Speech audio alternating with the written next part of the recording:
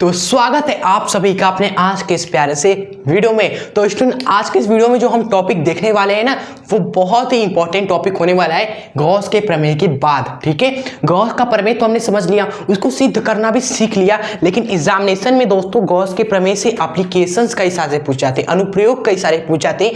Gauss के प्रमेय का अनुप्रयोग का मतलब क्या है सर? मतलब कि उस प्रमेय को यूज करके क्या क्या चीजें हम कर सकते हैं, उस पर आधारित सवाल कई एग्जाम में पूछे गए हैं। ओके, और इसको छोड़ना ही नहीं है।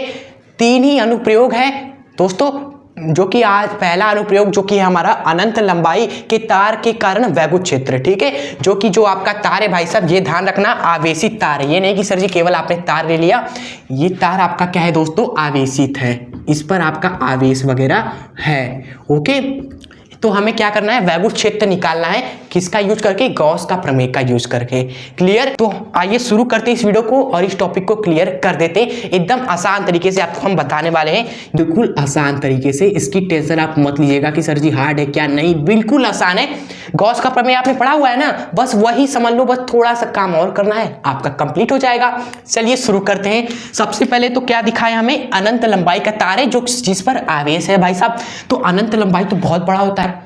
यहाँ तो हम तार बनाने जाएंगे तो पता चला दिल्ली से निकले, फिर कहाँ पहुँच रहे हैं पता ही नहीं चलेगा, ना उसका अंत है ना आरंभ है। मतलब कि डायरेक्ट आप इस तरह डॉट डॉट दे दो और अनंत बना दो साइड। फिर तार छोटा सा दिखा दो बनाकर, तार इस तरह छोटा सा नन्हा सा प्यारा सा तार बना के, और नीचे भी नहीं जा सकते भाई साहब, इतनी सामर्थ्य नहीं है अनंत तक जाने की। तो इस तरह हमने दिखा दिया। एंड इस पर आवेश भी है, तो आवेश हम चलिए प्लस वाला ले लेते हैं, धनात्मक आवेश ले लेते हैं। ठीक है, तो ये हमने मान लिया इस पर जो आवेश है भाई साहब वो प्लस वाला है। इस तार पर ये plus plus plus plus plus. ठीक है, ये तार आपका क्या है? धनावेशित है। ओके, तो जब इतना लंबा तार है, इस पर इतना ज्यादा आवेश है, तो हमें पता पाएंगे कि इस पे Q आवेश है, 2Q आवेश है, 3Q आवेश है, कितना आवेश है। इसके लिए एक टर्म डिफाइन किया गया दोस्तों, ऐसे चीजों के लिए जिसकी लंबाई होती है और लंबाई में आवेश पूरा फैला होता है। तो इन केस के लिए हम एक टर्म डिफाइन करते हैं जिसको बोलते हैं रेखीय आवेश घनत्व। रेखीय आवेश घनत्व जिसे लैम्डा से दिखाते हैं। किसे दिखाते हैं? इसको हम लैम्डा से दिखाते हैं। लैम्डा का मतलब क्या है स्टूडेंट्स? कि रेखीय आवेश घनत्व। सर अब ये क्या होता है, बस इसको समझ लीजिए। रेखीय आवेश घनत्व का मतलब होता है ना कि एकांक लंबाई में आपका आवेश जितना होता है ना, उसी को ही हम क्या बोलते हैं? लैम्डा से दिखाते हैं। यानी कि क्लियर कट कह रहे हो क्या सर? एकांक लंबाई में आवेश, यानी कि आवेश की मात्रा एकांक लंबाई में आवेश की मात्रा ही आपकी क्या होती है? इसको क्या बोलते हैं हम? रेखीय आवेश घनत्व से दिखाते हैं। Q/L बराबर क्या हो जाएगा? लैम्डा हो जाएगा यहाँ पर इस केस में, क्योंकि बता तो सकते नहीं है कि कितना आवेश है इस पे, इसलिए हम एक लैम्डा को दिखा दिए, जिसका मतलब है रेखीय आवेश घनत्व, एकांक लंबाई में आवेश लैम्डा। Okay, clear? ये टर्म आसान तरीके से। अब हम गॉस का प्रमेय लगाएंगे स्टूडेंट्स। गॉस के प्रमेय से हम निकालेंगे इस तार के कारण r दूरी पर इस बिंदु पर वैद्युत क्षेत्र की तीव्रता। ठीक है, कैसे निकालेंगे आप देखते चलिए आप।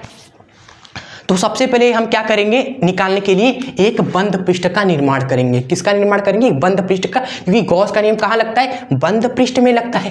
तो कैसा बंद पृष्ठ हम बनाते हैं स्टूडेंट्स? ये देखो, तार क्या होता है? एक बेलनाकार होता है ना, इस तरह बेलन के आकार में होता है। अगर हमारा आवेश क्या था? गोल था आवेश, तो हम गोल बनाते थे दोस्तों बंद पृष्ठ। लेकिन अगर आवेश हमारा बेलन की तरह है, इस तरह बेलन की तरह, तो बेलन की तरह दोस्तों हम क्या करेंगे? एक बंद पृष्ठ भी बनाएंगे। बेलनाकार बंद पृष्ठ आपने देखा हुआ है ना, इस तरीके से बेलन की तरफ पृष्ठ। ठीक है, ये क्या है? बेलनाकार आपका दोस्तों, एक समझ सकते हो, ये तार है ना, इसमें एक बेलन हमने लगा दिया है आपका। क्लियर?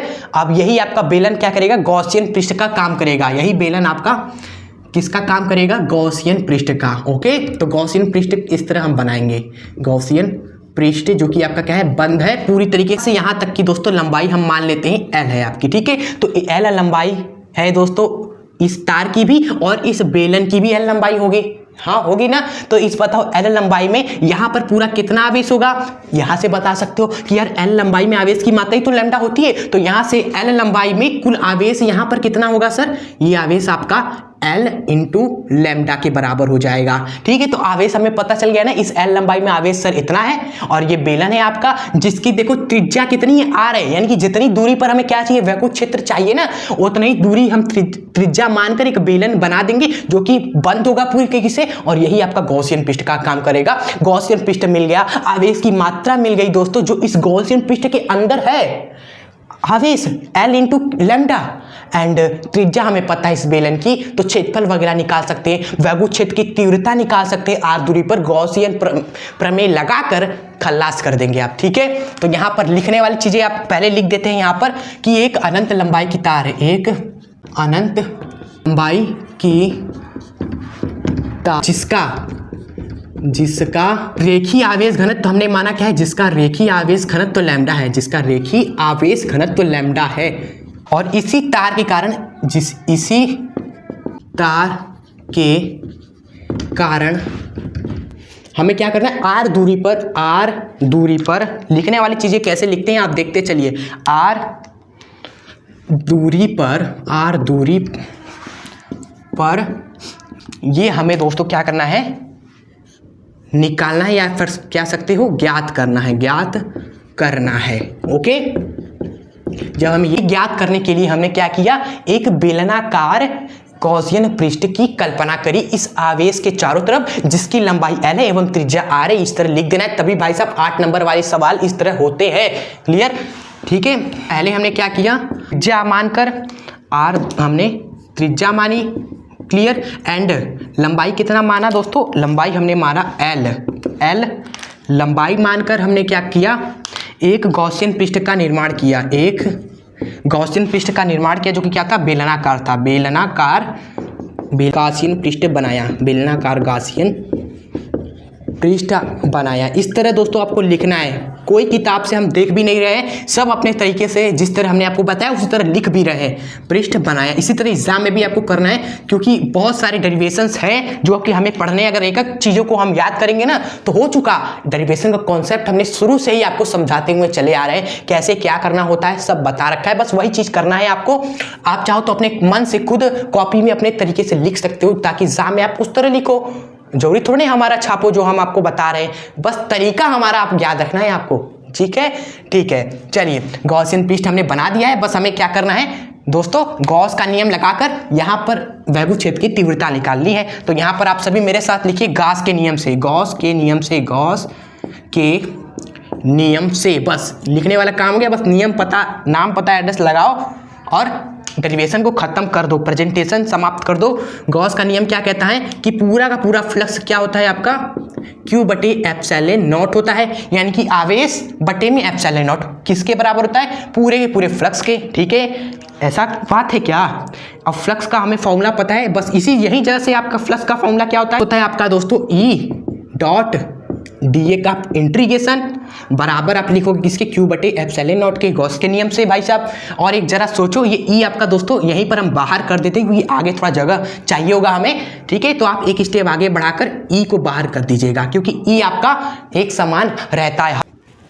तो यहाँ पर पहले क्या है दोस्तों, इलेक्ट्रिक फील्ड, यानी कि इस बिंदु पर क्या है, वैकुंठ क्षेत्र है ये, जो कि हमें निकालना है भाई। इसी वैकुंठ क्षेत्र की तो गणना हमें करनी थी दोस्तों, यही वैकुंठ क्षेत्र तो हमें चाहिए था, जो कि इस समीकरण से हमें लग रहा है आ जाएगा। अब बचा क्या है दोस्तों, यहाँ पर डीए का इंटीग्रेशन, मतलब कि ये छोटा सा क्षेत्रफल है उसका समाकलन कर रहे हैं, छोटे से क्षेत्रफल का हम समाकलन कर रहे हैं, मतलब कि एक छोटा सा क्षेत्रफल आप ले रहे हो सर इस तरीके से, और इस छोटे से डीए, इसी छोटे से डीए क्षेत्रफल का, छोटा क्षेत्रफल का आप समाकलन करोगे तो क्या होगा भाई छोटे छोटे क्षेत्रफल को अगर हम जोड़ते जाते हैं यहाँ पर भी छोटा क्षेत्रफल लोगे, जोड़ोगे, यहाँ पर भी लेके जोड़ोगे, तो जोड़ते हर जगह जोड़ते दोस्तों चारों तरफ दोस्तों छोटा छोटा क्षेत्रफल आप लेते जाओगे ना बेलन में, तो ये आपको पूरा बेलन का वक्र पृष्ठ का क्षेत्रफल दे देगा। ये आपका बेलन समझ लो, तो इसके चारों तरफ का, जी हाँ, इसके चारों तरफ छोटे छोटे क्षेत्रफल को जोड़कर पूरे बेलन का वक्र पृष्ठ का क्षेत्रफल आपका ए आ जाने वाला है। और उस वक्र पृष्ठ क्षेत्रफल का फॉर्मूला आपको पता होना चाहिए। मैथ्स में आप पढ़े हो कि नहीं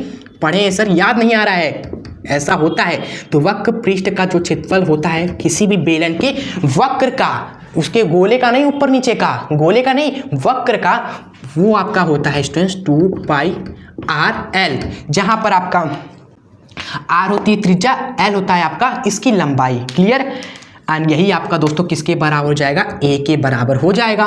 बस ए का मान यहाँ पर पहले रखेंगे, पहले तो इसका इंटीग्रेशन होगा तो आपका ई लिखा जाएगा, फिर डी ए का इंटीग्रेशन हम ए लिखेंगे, बराबर में क्यू बटे एप्सिलॉन नॉट लिखेंगे। गॉस के नियम से खत्म। क्यू की जगह पर आप क्या लिख दोगे, लैम्डा एल लिख दोगे, लैम्डा एल लिख दोगे, क्योंकि आवेश क्यू आपका क्या है, इस तार में आवेश हमें नहीं पता है क्यू कितना है, जो कि हमने रेखीय आवेश घनत्व से निकाला था यहाँ पर। ये चीज इसको समीकरण 1 मान लेना और लिख देना समीकरण 1 से। भाई साहब समीकरण 1 से आपका क्यू की जगह पर हमने क्या लिख दिया, लैम्डा एल लिख दिया क्लियरली। ओके। तो ये क्षेत्रफल जो हमें पता है वक्र पृष्ठ का क्षेत्रफल 2 पाई आर एल होता है, वो यहाँ पर रख देंगे। ओके। तो ई लिखा, क्षेत्रफल आपका 2 पाई आर एल हमने नोट कर दिया, बराबर में लैम्डा एल अपॉन में एप्सिलॉन नॉट रहा। यहाँ पर कुछ चीजें जरा कट रही है क्या आपके सामने?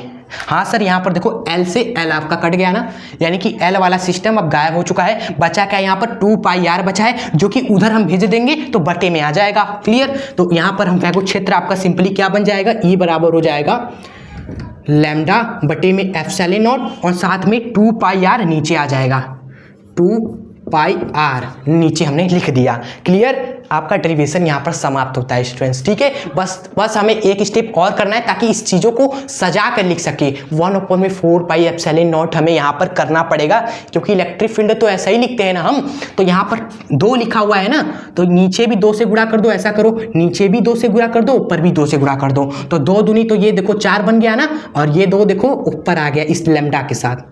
कैसे किया देख लिया ना आपने, ऊपर नीचे 2 का गुणा कर दिया तो 2 से ये 4 बन गया और 2 ऊपर वाला लैम्डा के साथ लग गया। आप देखो 4 पाई एप्सिलॉन नॉट अच्छा लग रहा है, 2 लैम्डा बटे में दूरी। ठीक है। तो इसी चीज को और बढ़िया से दोस्तों हम कैसे लिख सकते हैं, 1/4 पाई एप्सिलॉन नॉट 2 लैम्डा बटे में आर। यही आपका क्या है दोस्तों, इस अनंत लंबाई रेखी तार के कारण आर दूरी पर वैद्युत क्षेत्र की तीव्रता का व्यंजक है। ठीक है, जो कि हमें फाइनली निकालना था। स्टूडेंट्स स्क्रीनशॉट वगैरह ले लीजिए एंड इस टॉपिक का नोट्स तो हमने डिस्क्रिप्शन बॉक्स में दे दिया है, कैमरा को ऊपर करते हैं। तो हमारी ये वीडियो जिसमें अच्छी तरीके से हमने डायग्राम वगैरह लिख कर चीज़ों को बताया और डेरिवेट करके एग्जाम में आपको बताया कैसे करना है। वैसे एग्जाम में तो काफ़ी पेज होंगे भाई, तो आपको इस तरह कॉमा नहीं देना है, बटे में चीज़ों को लिखता है। यहाँ लिखा, फिर उसके बटे में, फिर उसके बटे में, इस तरह लिखते चलो, पेज भरते चलो। और 8 नंबर भाई साहब जो आता है एग्जाम में, 8 नंबर का मामला, उसको छोड़कर नहीं आना है, आपको ग्रैब कर देना है, ग्रैब। ठीक है। तो एक बार दोबारा इस टॉपिक को देख लेना जरूर रिवाइजन के तौर पर। ओके। और इस चीज़ों का नोट्स डिस्क्रिप्शन बॉक्स में। वीडियो आपको कैसी लगी, अगर पसंद आई हो तो प्लीज़ वीडियो को लाइक जरूर कर दीजिएगा। अगर आप चैनल पे नए हो तो प्लीज़ हमारे चैनल को आप सब्सक्राइब जरूर कर लें, ताकि इस तरह की और भी बेहतरीन वीडियो आपको हमारे चैनल पर मिलती रहे। और अगर आपके कुछ टॉपिक्स क्लास 12 फिजिक्स के छूटे हुए हैं, तो कोई भी टॉपिक डेरिवेशन कॉन्सेप्ट छूट रहा हो, तो क्लास 12 फिजिक्स 2025 का हमने प्लेलिस्ट बना दिया है। उस प्लेलिस्ट में जैसे ही आप जाएंगे स्टूडेंट्स, तो आपको हर एक टॉपिक मिल जाएगा, आप कवर कर लीजिए। और हर एक टॉपिक इंपॉर्टेंस है जो कि हमने प्लेलिस्ट में डाल दिया है। ठीक है। तो बस पढ़ाई करते रहे, आगे पढ़ते रहे और ऐसे ही खुश रहें स्टूडेंट्स। मिलेंगे आपसे चलिए नेक्स्ट वीडियो के साथ, तब तक के लिए जय हिंद, वंदे मातरम।